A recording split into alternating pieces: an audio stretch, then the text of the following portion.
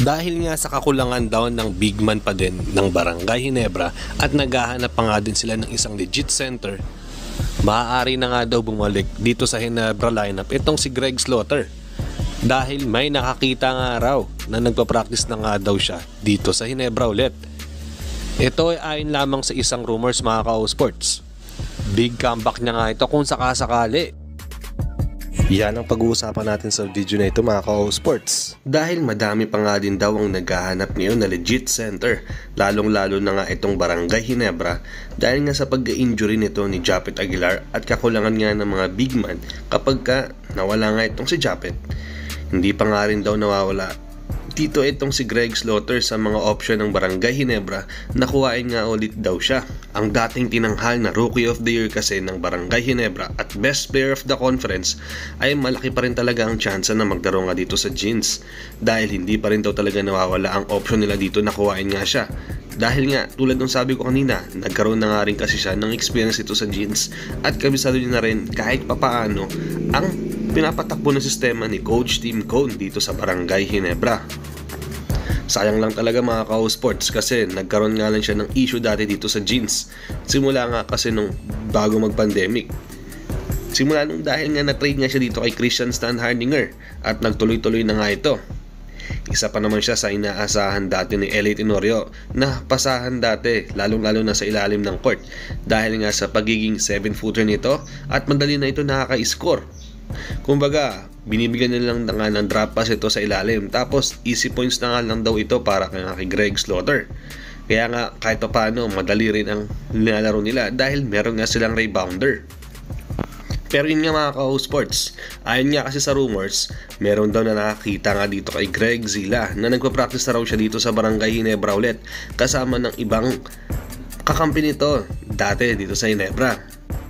So inyalis na nga ba talaga ito ni Greg Slaughter na pagbabalik niya dito sa PBA? Kung maalala nyo kasi, simula nga nung maalis nga siya dito sa Barangay Ginebra at nakapaglaro siya saglit dito sa Northport Batang Pier ay hindi na nga ulit siya bumalik dito sa PBA. Naglaro siya sa iba't ibang liga. Naglaro siya dito sa Japan B-League ng ilang taon tapos hindi na nga ito nagtagal at hanggang sa nagbalik nga siya sa MPBL.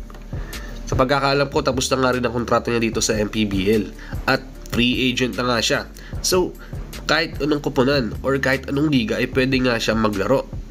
Kaya naman itong Barangay Ginebra nga ang isa sa napupusuan nga daw pagdaruan nito ni Greg Slaughter dahil comeback niya na nga rin ito. Sakto nga lang yung timing mga ka-O-Sports dahil kinakailangan nga nila ng isang legit center dahil nga sa pagka-injury ni Japet Aguilar.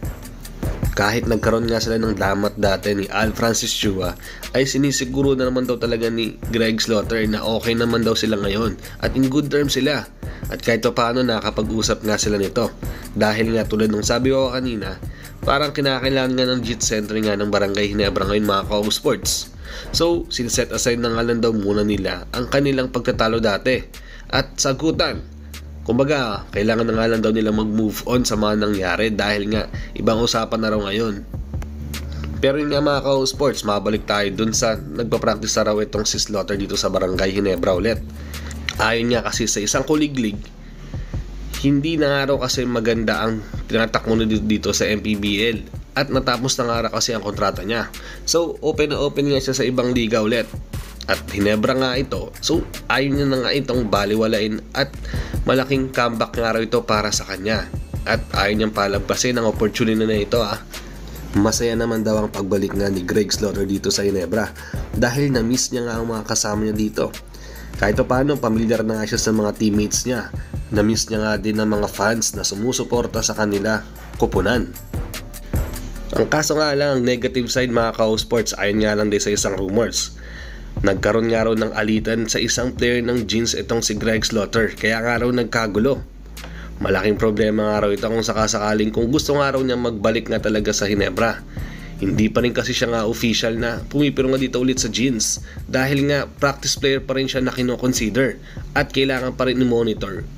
Unang-una kung ano-ano nga yung magiging estado nito dito sa Barangay Ginebra. Especially yung magiging attitude niya nga dito sa Jeans. Nasa Ginebra management na nga lang yan kung tatanggapin pa nila ng buong buo itong si Greg Zila dahil nga sa kakulangan nila ng isang legit center. Kumbaga mamimili na lang sila doon mga ka-sports. Nililinaw ko lang, ito ay ayon lamang sa isang rumors. Pero kung kayo nga ang tatanungin mga ka-sports, pabor ba sa inyo na magbalik nga ulit dito sa Barangay Ginebra itong si Greg Slaughter? Or dapat tumanap na lang ng ibang legit center itong Jeans, yung mas bata at kalidad na player? Basang-basa na raw kasi ng karamihan nga kung ano ang playing style nito ni Greg Slaughter. Unlike sa mga bago na bata at lalong-lalong batang-bata pa nga, maaaring at maganda pa nga itong ma-develop ng maaga. Sa mga gusto magpa-shoutout dyan, mag-comment lang kayo sa baba at baka masama na kayo sa shoutout sa susunod ko na video. Hanggang dito na lang muna tayo at hanggang sa susunod na lang ulit. Paalam!